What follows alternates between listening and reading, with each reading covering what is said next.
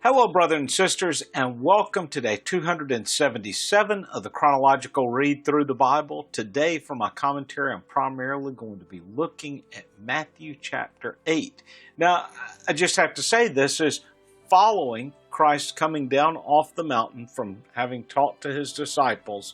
And it tells us this in verse 1 of chapter 8. It says, "When Jesus came down from the mountain, large crowds followed him." Now, I do need to say the book of Matthew, and you're going to see this as we do the chronological read, it's not necessarily all completely in order, but Matthew does something very interesting here. And I don't know whether he realized this or whether it was just what God was orchestrating. We're going to see after Jesus comes off the mountain, 10 miracles. And I think that that's really neat because it sort of mirrors the 10 commandments which Moses was given on Mount Sinai, and then Jesus comes down off of this mountain doing 10 miracles. Now, of course, we actually talked about the miracle of the healing of the leper and how Jesus touched him and how this man's faith just was already so great because he didn't say, "Lord, if you can." Instead, this leper said, "If you are willing."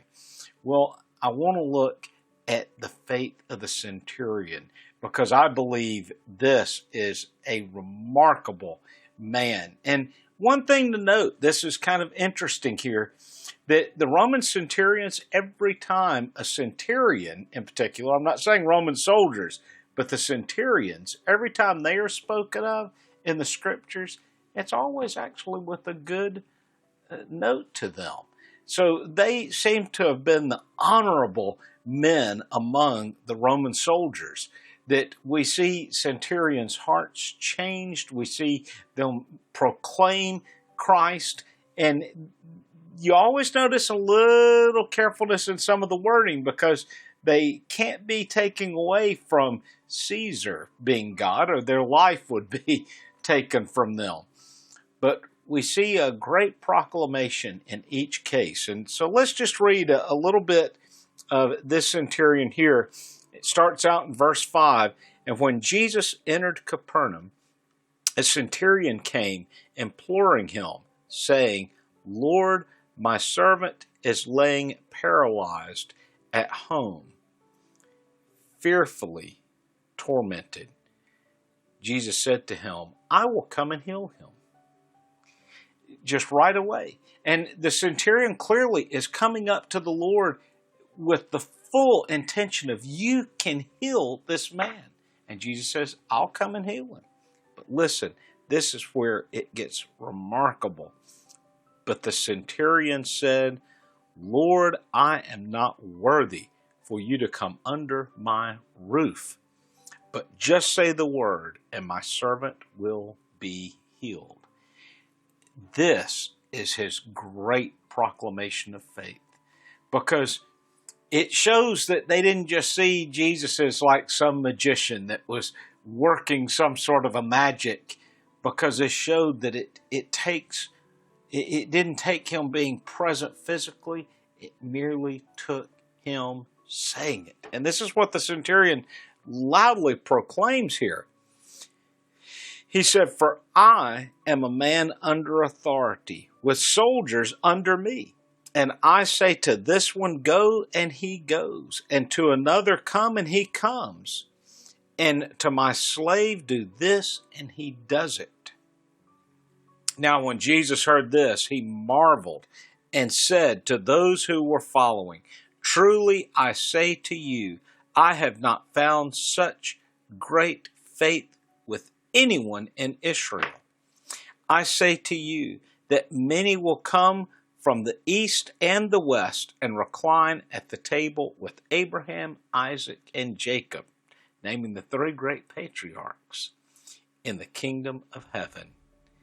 So how amazing that this centurion, the Lord, somehow in his heart, it had been revealed to him the authority which Jesus came from, that the authority that he had, that he merely only had to speak a word. But don't miss here the great love that the centurion has for his servant, for his slave. Under Roman law, if a slave became incapacitated, if a slave was sick to the point that he could no longer, or she could no longer perform their services as a slave, they could be put to death. Now, also I need to reiterate here, slavery at this time was much different than later what we understand. And I'm not saying that the slave owners treated their people well, but slavery had a few different forms. Sometimes it was as simple as this person owed money and they were a slave because of that. And in other cases, it was a way that people were provided for. It was a way that they had their job and a house. I'm not saying it's a good thing, and I'm definitely not advocating slavery. I'm just saying it, in biblical times, oftentimes had a different picture to it, and almost more of the indentured servitude, which many of the early colonialists here in America served as indentured servants.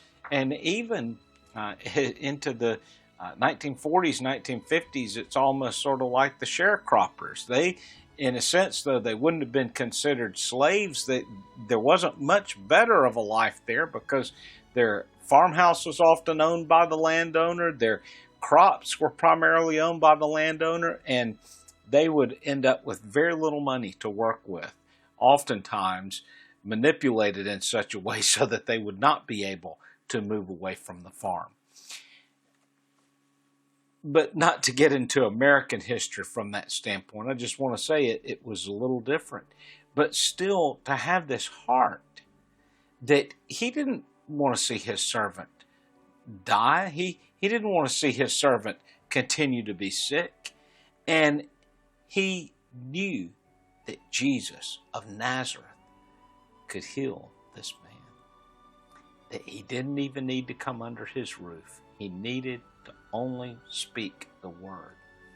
And then this great proclamation, and this had to startle the Jewish people around them for him to say that this man and many others from the west and the east are going to be sitting at the table with Abraham, Isaac, and Jacob.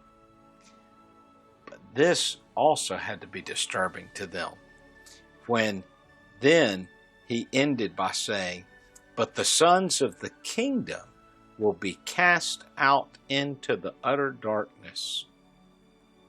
In that place there will be weeping and gnashing of teeth." In other words, there's going to be people of the Jewish kingdom who will be cast out because they did not believe that Jesus had that authority. They would not accept him as their Messiah. And that is a great reason to weep because they had all of the prophets, all of the teachers pointing to Jesus as the Messiah, and they were not willing to accept. They didn't have that level of faith.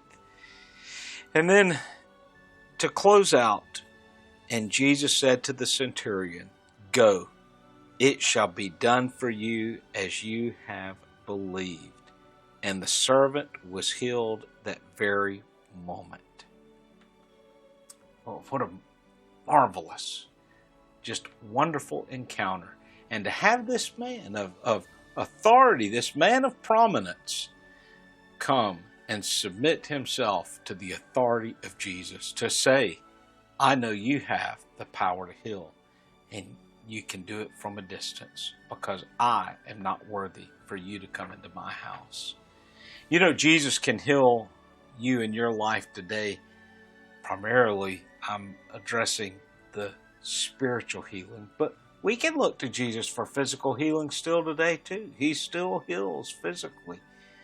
And I've seen it many times. I've witnessed people who were at death's door suddenly come back. And you could see it as a result of the prayer of the saints. Now, this isn't to say that those who aren't healed are forsaken by the Lord. No, there is an appointed time for everyone to die. And the scriptures tell us that. There is also suffering that comes to us at times that Christ may be glorified. And it's not always glorifying Him through the healing of that person. And I'm not meaning through the pain and suffering, but through the testimony of that person. Christ is glorified.